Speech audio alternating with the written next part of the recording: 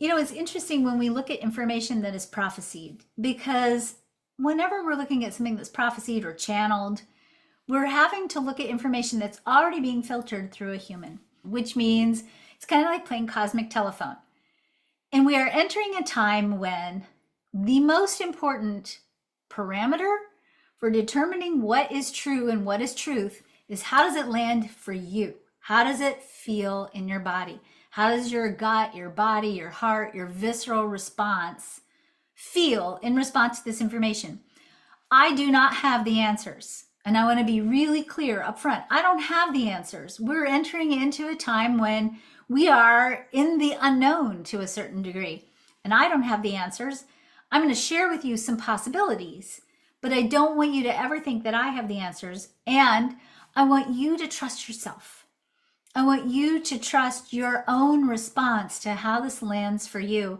And I want you to trust your own inner knowing, because that's the skill set we really need to be cultivating right now. So trust yourself. Trust yourself, okay? Because none of us really know, but all of us have pieces and parts. And the most important piece that I want you to embody is the understanding and the memory that you get to decide what's right for you, and what pieces of information you take with you, and what pieces of information don't resonate for you. Because that's really what human design is about, right? It's about finding your own inner authority. And that's really how we need to be making those decisions right now.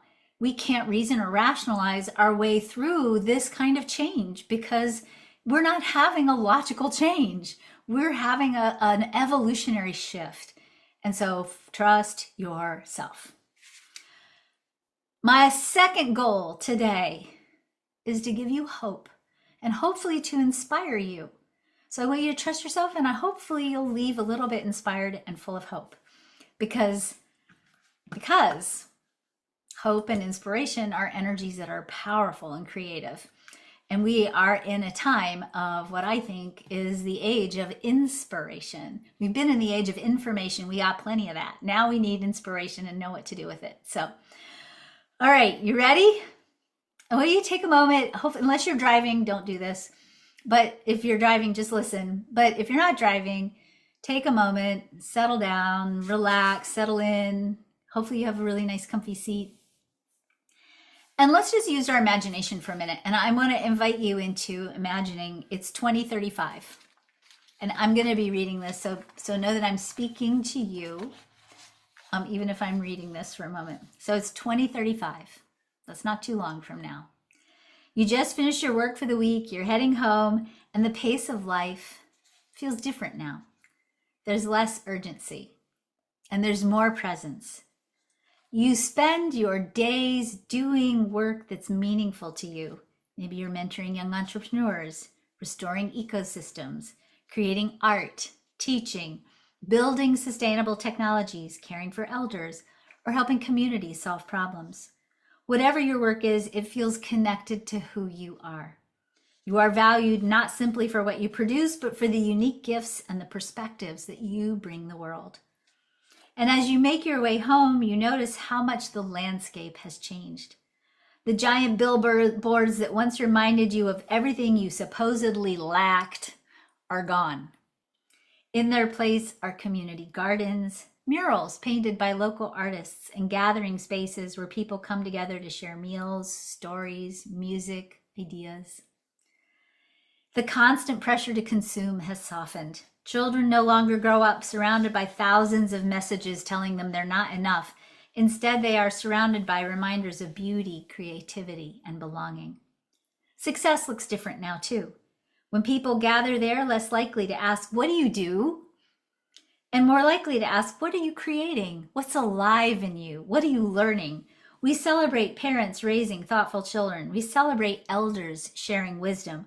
We celebrate the artist, the healer, the steward, the teacher, and the innovator. Communities understand that the health of society depends on the well-being of its people. Burnout isn't treated like a badge of honor. Rest, creativity, connection, and contribution are recognized as essential parts of healthy living. Education has evolved in ways that would have seemed revolutionary just a decade earlier. A 12-year-old who loves plants spends part of her week working alongside farmers and botanists. A young boy fascinated by engineering helps design water conservation systems for his community. An elder teaches storytelling under the shade of a tree while children gather to listen. Learning is no longer separated from living. Education has become a process of helping each person discover their gifts and learn how to contribute their meaningful work to the world. Technology has changed too. It's no longer designed to capture attention or manipulate behavior. The devices we use are quiet, efficient, and respectful of our autonomy and our environment.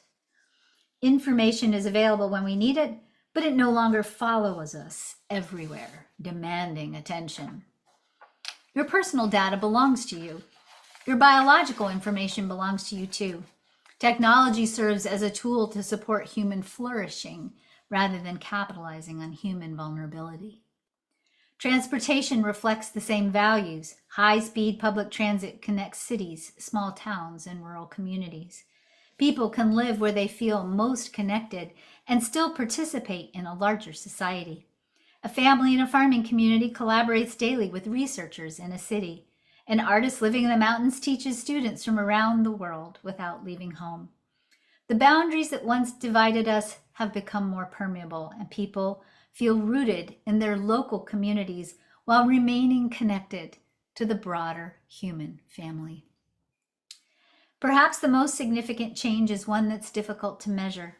Somewhere along the way, we remembered that every human being has inherent value. We stopped organizing society around the assumption that people have to constantly prove their worth. We began creating systems that recognized dignity as a birthright rather than a reward. We learned that when people feel safe, supported, and valued, they naturally become more creative, more generous, and more willing to contribute. Care became recognized as a form of leadership. Stewardship became a measure of success. Cooperation became understood as an evolutionary advantage rather than a weakness. This future didn't arrive because a single leader created it. It emerged because millions of people made small choices every day. They chose courage over fear. They chose collaboration over domination. They chose to create systems that reflected the values they wanted future generations to inherit. The future was never something that happened to us. The future is always something that we create together. One choice, one story, and one act of conscious leadership at a time.